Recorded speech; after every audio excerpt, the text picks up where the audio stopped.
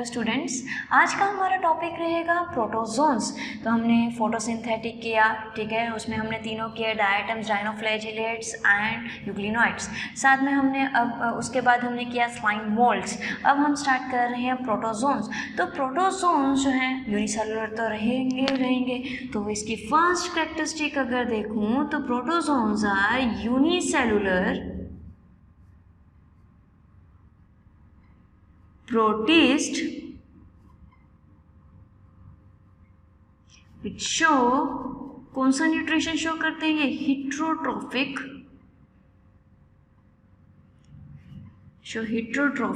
Nutrition. देखो, ये वो एक ग्रुप है, ठीक है, प्रोटिस्टा का एक ऐसा ग्रुप है जो कि प्रोटिस्टा है तो यूनिसेलुलर है ही है, ठीक है, लेकिन वो शो क्या कर रहा है? हिट्रोट्रॉफिक न्यूट्रिशन शो कर रहा है। और ऑलमोस्ट इसकी सिमिलैरिटी हिट्रोट्रॉफिक न्यूट्रिशन, और साथ में यहाँ पे मैं वर्ड डालना चाहूँगी होलोजोइक न्यूट्रिशन, मतलब एनगल्फमेंट ऑफ फूड। तो सम शो होलोजोइक न्यूट्रिशन। तो holozoic nutrition is the characteristic of animal kingdom.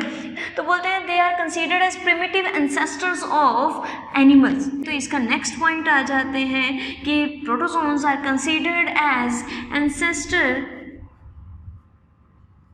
Of animals. तो इसे मैं कह सकती हूँ they are considered as primitive ancestors of animal. अगर वर्ड प्रिमिटिव आ रहा है पुराना, एंसेस्टर पुराने ही होते हैं, ठीक है, लेकिन ये वर्ड आए तो ऐसे ना करना कि गलत है। तो एंसेस्टर्स ऑफ अगर एनिमल्स देखा जाए तो क्या माना जाता है? प्रोटोजोन्स माने जाते हैं, क्योंकि न्यूट्रिशन कैसा है? हिट्रोट्रॉफिक। सबका ही कैसा न्यूट्रिशन है? हिट्रोट्रॉफिक न्यूट्रिशन है, और होलोजोइक में कंसिडर किया जाता है। एनिमल्स तो होलोजोइक ही शो करते हैं, ठीक है। नेक्स्ट कैरेक्टरिस्टिक, अब एक्चुअली प्रोटोजोन को फर्दर ग्रुप्स में डिवाइड किया गया है। तो they are group on the basis of locomotory organ. किस ऑर्गन से वो लोकोमोशन शो कर रहे हैं, एक जगह से दूसरी जगह जा रहे हैं, उस बेसिस पे प्रोटोजोन्स को फर्दर ग्रुप में डाला गया। फर्स्ट ग्रुप जो आएगा, that first group is known as amoeboid protozoa. First group is amoeboid protozoan। मैं यहाँ पे लिखना चाहूँगी कि this one is a group, और इस तरफ मैं उसका क्या लिखना चाहूँगी? लोकोमोटरी ऑर्गन, कि कौन सा ऑर्गन इस ग्रुप में प्रेजेंट होगा फॉर लोकोमोशन। तो अमीबॉइड प्रोटोजोन होगा, तो उसका लोकोमोटरी जो होगा दैट इज स्यूडो, ये छोटे होते पड़ा हुआ पोडियम। क्लियर है? फर्स्ट इज अमीबॉइड, ठीक है। सेकेंड जो ग्रुप रहता है that is flagellated protozoan. Flagellated नाम से पता चल रहा है, तो इसका locomotory is flagella. Clear? Next locomotory organ अगर देखा जाए तो दैट इज सिलिएटेड प्रोटोजोन। अगर मैं सिलिएटेड प्रोटोजोन की बात कर रही हूँ तो सिलिएटेड प्रोटोजोन को में क्या रहेगा? सिलिया। फ्लैजिलेटेड में फ्लैजिला और सिलिएटेड में cilia. Last type is known as sporozoan, जिस पे बच्चे गलत करते हैं क्वेश्चन। स्पोरोजोन, इसमें इन्फेक्टिव स्पोर स्टेज प्रेजेंट होती है, इसलिए इसे स्पोरोजोन ग्रुप कहा गया है। इसमें कोई भी लोकोमोटरी ऑर्गन प्रेजेंट नहीं होता, मतलब locomotory organ is absent. Clear? तो इस पार्ट में ये इंट्रोडक्शन के साथ हम कवर करेंगे अमीबॉइड प्रोटोजोन, साथ में हम कवर करेंगे flagellated protozoan. In next part I will cover ciliated protozoan and sporozoan protozoan. Clear? तो let's start with amoeboid protozoan. तो फर्स्ट हमारा आ जाता है प्रोटोजोन में, जिसे हम एक्सप्लेन करेंगे, दैट इज अमीबॉइड प्रोटोजोन। तो अमीबॉइड प्रोटोजोन, ठीक है, तो अमीबॉइड प्रोटोजोन में अगर आप देखो तो पहले क्या आएगा? इनका हैबिटेट, एंड हैबिट। अगर मैं इसके हैबिटेट एंड हैबिट की बात करूं तो कहाँ पे रहता है, तो ये एक्वेटिक भी होता है, ठीक है, ये डैम्प सॉइल में भी प्रेजेंट है, ठीक है, तो ये एक्वेटिक भी है एंड डैम्प सॉइल दोनों में प्रेजेंट है। अब एक्वेटिक में ये फ्रेश वाटर में भी पाया जाता है एज वेल एज ये मेरीन वाटर में भी पाया जाता है। क्लियर, ये इंपॉर्टेंट पॉइंट है कि ये तो फ्रेश और मेरीन दोनों में ही पाया जाता है, ठीक है, साथ में डैम्प सॉइल में भी होता है। नेक्स्ट इसकी खासियत अगर मैं कहूँ लोकोमोटरी ऑर्गन, तो वो तो हमने पहले ही पढ़ा है कि लोकोमोटरी ऑर्गन अगर देखा जाए तो इसमें लोकोमोटरी ऑर्गन क्या रहता है, स्यूडोपोडिया, पी इसमें साइलेंट रहता है। स्यूडोपोडिया को आप फॉल्स फीट भी कहते हैं, ये आपने 9th में पढ़ा है। नेक्स्ट आप अगर देखो तो स्यूडोपोडिया किस चीज़ में हेल्प करता है, एक तो वो किस में हेल्प कर रहा है, हमने पढ़ा लोकोमोशन में हेल्प कर रहा है, लेकिन इसके साथ ये एक और काम करता है, that is engulfment of food. Phagocytosis आपने 10th में भी पढ़ा है, स्यूडोपोडिया फॉर्म हुआ, फूड को एनगल्फ किया, that process is known as phagocytosis. Next is special points. NCERT से लिंक कर रहा है 11th और 12th का ये जो पॉइंट है वो क्या है कि एनसीईआरटी में साफ साफ लिखा है कि इसके around cell wall is absent. In amoeba cell wall क्या रहे, एब्सेंट, लेकिन इन सम क्या प्रेजेंट है, silica shell is present in few amoeboids। few amoeboids में क्या प्रेजेंट है, सिलिका शेल प्रेजेंट है।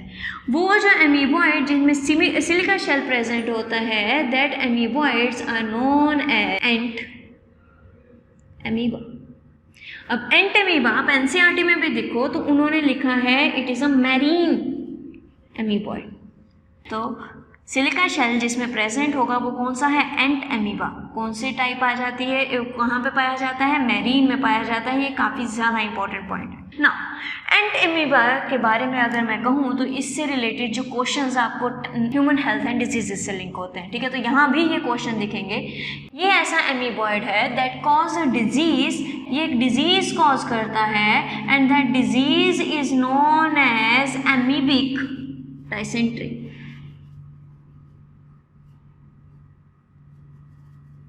The disease is known as amoebic dysentery or it is also known as amoebiasis।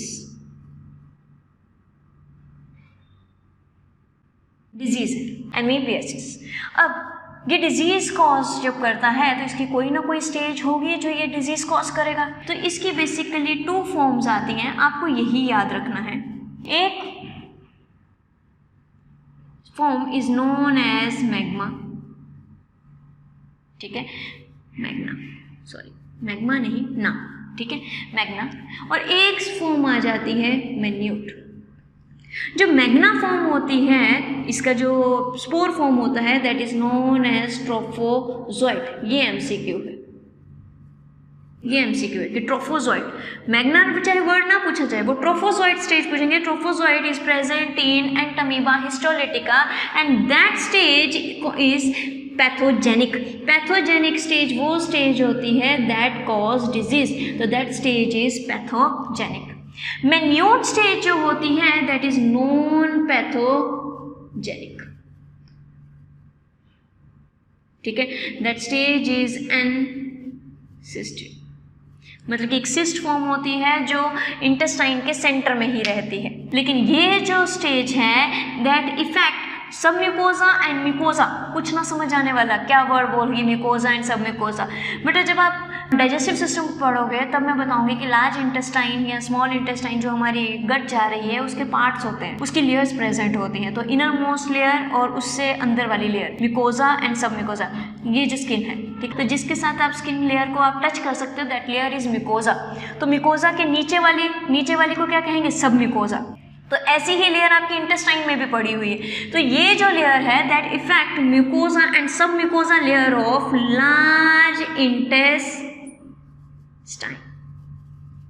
ये important point है, ये आप लास्ट ईयर के questions में भी देखोगे ना तो दिखेगा इसका मतलब एमीबियासिस जो डिजीज़ है वो किस पे इफेक्ट करती है, लार्ज इंटेस्टाइन पे करती है। इसके सिम्टम्स वगैरह we will cover in human health and disease. अभी के लिए इतने पॉइंट्स में आपको इतना ही पता होना चाहिए अबाउट डिजीज़, ठीक है। रेस्ट कैरेक्टरिस्टिक हम उसी चैप्टर में करेंगे। अब नेक्स्ट, एंटामीबा हिस्टोलिटिका जो डिजीज़ जो ऑर्गेनिज्म डिजीज़ कॉज कर रहा है, बेसिकली इसे मोनोजेनेटिक कहते हैं। It's a monogenetic. अब इसका क्या मतलब हुआ? मोनोजेनेटिक का मतलब होता है one host in life cycle.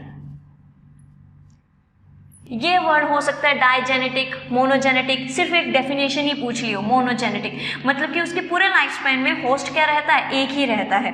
जैसे आप प्लाज्मोडियम पढ़ोगे भाई, उसमें जो लाइफ साइकिल में जो होस्ट होंगे वो 2 रहते हैं। आप टेपवर्म पढ़ोगे उसमें भी आप यही पढ़ोगे। लेकिन आप अगर देखो एंटामीबा हिस्टोलिटिका, इसमें जो होस्ट रहेगा इसकी पूरी लाइफ में एक ही होस्ट रहता है, क्लियर, जिसके ऊपर ये एक्ट एज ए पैरासाइट और डिजीज कॉज करता है, that leads to pathogenicity, clear. तो एंटामीबा हिस्टोलिटिका डिजीज की एमीबिक डाइसेंट्री करता है, ये क्वेश्चन आपको आता है। एंटामीबा की एक खासियत है मैरीन है, ठीक है, उसके साथ इसे क्या सिलिका, इसमें क्या प्रेजेंट होता है, शेल प्रेजेंट होता है। आई थिंक इतने पार्ट में तो किसी को भी कोई डाउट नहीं होना चाहिए। नेक्स्ट अगर मैं देखूँ तो इसमें कहूँ तो इसकी एग्जाम्पल्स, तो अगर मैं इसकी एग्जाम्पल देखूँ तो एक एग्जाम्पल तो आपने क्या किया है, अमीबा, एंड सेकेंड एग्जाम्पल अगर मैं देखूँ तो that is ant amoeba. NCERT यही कवर करती है, क्लियर। इस पूरे पॉइंट में मुझे जो लिंक क्वेश्चन निकालना है वो लिंक क्वेश्चन क्या है? लिंक क्वेश्चन ये है कि आपने बोला सिलिका शेल प्रेजेंट है, ठीक है, silica shell is present in Entamoeba. और अब मैं एमसीक्यू अगर आपको दूं कि silica shell is a characteristic of, तो silica shell option A is Entamoeba. B option में अगर मैं कहूं तो that is dinoflagellates. C option में मैं कहूं डायटम्स, तो डी ऑप्शन ऑटोमेटिकली बनेगी ए एंड डी बोथ। समझ आ रही है? क्योंकि अगर डायटम्स में देखा जाए तो डायटम्स में भी क्या प्रेजेंट होता है, सिलिकेशियस शेल प्रेजेंट होता है, उनके सेल वॉल में सिलिका प्रेजेंट होता है, क्लियर है। तो आप कहोगे कि सिलिका किस किस में कवरिंग फॉर्म करता है, तो Entamoeba as well as diatoms में करता है, क्लियर। ये क्वेश्चन आपको दिखे। नेक्स्ट जो प्रोटोजोन हम कवर करेंगे that is flagellated protozoan. A flagellated protozoan, first of all, habitat and habit.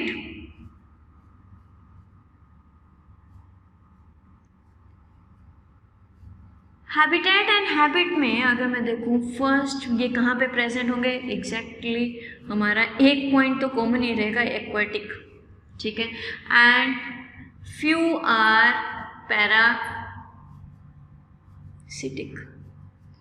Basically aquatic है वो क्या रहेगा, फ्री लिविंग, तो मोस्टली ये क्या रहेंगे, फ्री लिविंग, लेकिन कुछ क्या है पैरासिटिक भी है, डिजीज भी कॉज करते हैं। नेक्स्ट अगर मैं कह रही हूँ locomotory organ,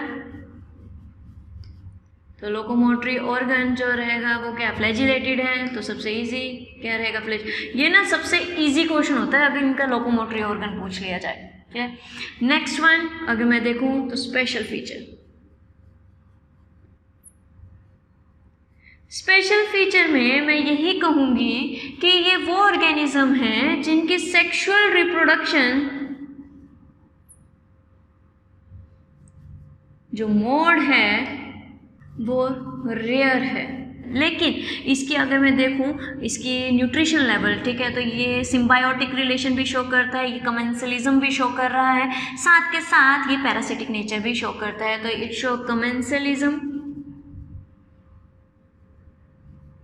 as well as symbiotic relationship as well as parasitic।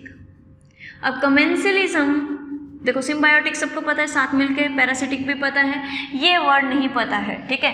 Commensalism में बेसिकली हम कहते हैं कि दो ऑर्गेनिज्म साथ में रह रहे हैं जिनमें से एक को फ़ायदा होता है और दूसरे को ना कोई फ़ायदा है ना कोई नुकसान है, ठीक है। That relationship is known as commensalism, ठीक है। दो ऑर्गेनिज्म साथ में रहे, इसमें दोनों को फ़ायदा हुआ, इसमें एक को ही फ़ायदा होगा, दूसरे को ना फ़ायदा हो रहा है ना ही नुकसान हो रहा है, क्लियर। ना फायदा ना नुकसान, कुछ भी नहीं होना चाहिए, क्लियर। तो that relationship is known as commensalism. Example में फर्स्ट जो रहेगी दैट इज ट्रिपैनोसोमा गैम्बियंस। ये जो डिजीज करता है that disease is African sleeping sickness. अब देखो एनसीईआरटी में सिर्फ इतना लिखा है ट्रिपैनोसोमा कॉज स्लीपिंग सिकनेस, लेकिन नीट वालों ने पूछ लिया था कि कौन से वाला, ठीक है। सेकंड उन्होंने एक और क्वेश्चन किया, क्यों? क्योंकि यहाँ पे एक और ट्रिपैनोसोमा होता है that is American sleeping sickness, तो इसलिए दो क्वेश्चन बन गए। क्यों? क्योंकि इस डिजीज को कॉज करने वाला है ट्रिपैनोसोमा क्रूजी, क्लियर। तो ट्रिपैनोसोमा क्वेश्चन पहले आया कि स्लीपिंग सिकनेस जो कौन कॉज करता है दैट इज ट्रिपैनोसोमा गैम्बियंस, ठीक है। फिर आपको क्वेश्चन आया कि ट्रिपैनोसोमा गैम्बियंस कौन सी डिजीज करता है, अफ्रीकन और American, it cause African sleeping sickness, clear. आपको पता होना चाहिए अफ्रीकन कौन सा और अमेरिकन कौन सा। इसमें एक और पॉइंट आपको याद रखना है, इसका वेक्टर। वेक्टर मतलब कि जो ऑर्गेनिज्म को एक जगह से दूसरी जगह का कैरी करके जा रहा है, इस पे भी क्वेश्चन दिखेगा। तो आपको ये फ्लाई दिखेगी उसमें exam that is tsetse fly. Tsetse fly को आप कई टसे भी कहते हैं और सी फ्लाई भी कहते हैं, ठीक है। तो लेकिन चाहे आप कुछ भी बोलो, लेकिन आपको याद रहना चाहिए कि the main vector for African sleeping sickness का जो है डिजीज कॉजिंग एजेंट जो है ट्रिपैनोसोमा गैम्बियंस, उसका जो मेन वेक्टर है वो कौन है, टेट्सी फ्लाई, क्लियर। नेक्स्ट जो डिजीज आएगी दैट इज लेशमेनिया डोनोविनाई, काफ़ी ज़्यादा इंपॉर्टेंट है। That cause a disease that is काला अजहर। इसका नाम सुना है आपने 9th क्लास में, why do we fall ill में चैप्टर में, ठीक है। और it is also known as dum fever, clear. इसका आपको वेक्टर याद रखना पड़ेगा दैट इज सैंड फ्लाई। ये वो पॉइंट्स हैं जिसके एमसीक्यूज आपको बहुत कॉमन दिखेंगे। मैं एक्स्ट्रा पॉइंट्स कवर बहुत ज़्यादा उसमें एडवांस में नहीं जा रही, ये तो एमसीक्यू आपको इतने ज़्यादा दिखेंगे आप समझ जाओगे कि क्यों इन पॉइंट्स को इकट्ठा किया गया है। Next organism is Leishmania tropica and that cause oriental so cutaneous leishmaniasis, ठीक है। तो दैट कॉज ओरिएंटल सोर, ठीक है, या क्यूटेनियस ओरिएंटल सोर। क्यूटेनियस मतलब कि स्किन, क्यूटेनियस ओरिएंटल सोर। नेक्स्ट इज जियार्डिया इंटेस्टाइनलिस, ठीक है। तो that cause a disease that is giardiasis, clear. Next is trichomonas vaginalis that cause a disease that is leukorrhea, ठीक है। ये काफ़ी कॉमन डिजीज है इसलिए पूछी जाती है, clear. Next is points to remember.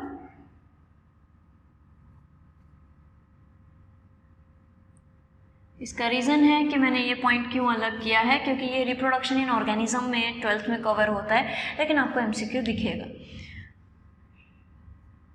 आपने एमीबॉयड पढ़ा है ना। एमीबॉयड जो है उसमें एक एग्जाम्पल आएगा जायंट एमीबा। सीधे क्वेश्चन यही दिखेगा, giant amoeba is also known as mixer, ठीक है। Giant amoeba is also known as Pelomyxa. सीधा यही क्वेश्चन है। नेक्स्ट खासियत आप जो रिप्रोडक्शन टॉपिक से रिलेटेड इसमें पढ़ोगे that is plasmotomy, that is a mode of reproduction, और वो भी कौन से वाला, दैट इज एसेक्सुअल, ठीक है। वहाँ पे ये चीज़ पढ़ोगे प्लाज्मोटोमी। तो जब आप पढ़ोगे ना बाइनरी फिजन, मल्टीपल फिजन, साथ में ही आप पढ़ोगे प्लाज्मोटोमी, ठीक है। तो प्लाज्मोटोमी में क्या होता है, आपने जनरली बाइनरी फिजन में क्या पढ़ा, अगर मैं कहूँ बाइनरी फिजन, तो बाइनरी फिजन में आपने एक सेल लिया और उसे दो पार्ट्स में डिवाइड कर दिया, दो डॉटर सेल बना दिए, है ना। एक आपने कहा मल्टीपल फिजन, तो मल्टीपल फिजन में आपने क्या किया, एक ऑर्गेनिज्म था वो बहुत बार डिवाइड किया, इसका मतलब उसमें बहुत सारे न्यूक्लियस फॉर्म हुए, यही पढ़ा है। और न्यूक्लियस के अराउंड फिर सेल वॉल फॉर्म होती है और बहुत सारे सेल्स क्या हो जाते हैं, रिलीज हो जाते हैं। तो इसका मतलब ये सेल वॉल फटेगी, ठीक है, सेल मेम्ब्रेन फट जाएगी और बहुत सारे सेल्स जो होंगे, डॉटर सेल्स जो होंगे वो रिलीज होंगे। तो पहले क्या डिवाइड किया, न्यूक्लियस। इसका मतलब साइटोकाइनेसिस, साइटोकाइनेसिस बाद में हुई, करियोकाइनेसिस, करियो मतलब कि न्यूक्लियस, काइनेसिस मतलब कि डिवीजन, तो न्यूक्लियस की डिवीजन पहले हुई, साइटोकाइनेसिस बाद में हुई, यही पढ़ा है यहाँ पे। इन प्लाज्मोटोमी, ठीक है, जिसमें that is a type of fission, तो प्लाज्मोटोमी में अगर देखा जाए तो प्लाज्मोटोमी में क्या होता है, पहले क्या हुई वहां पे, फर्स्ट क्या थी, करियोकाइनेसिस, and then it is followed by cytokinesis. Karyokinesis is followed by cytokinesis, but in plasmotomy यहाँ पे cytokinesis मतलब कि साइटोप्लाज्म का division is followed by karyokinesis. Example, ये एक ऑर्गेनिज्म है दैट इज पिलोमिक्सा, उसमें न्यूक्लियाई मान लिया जाए कितने हैं, 10 हैं। पहले ये डिवाइड करेगा तो एक सेल में कितने न्यूक्लियाई है, 5, दूसरे सेल में भी कितने न्यूक्लियाई है, 5। अब ये इसमें पहले क्या हुआ, साइटोकाइनेसिस, साइटोप्लाज्म जो है वो डिवाइड किया, फिर इसके न्यूक्लियाई डिवाइड करेंगे और फिर इस ऑर्गेनिज्म में अगेन कितने न्यूक्लियाई हो जाएंगे, 10 हो जाएंगे। इसका मतलब cytokinesis is followed by karyokinesis. Example जो है एक Opalina Pelomyxa. Clear? That's all about flagellated and amoeboid protozoan. Thank you.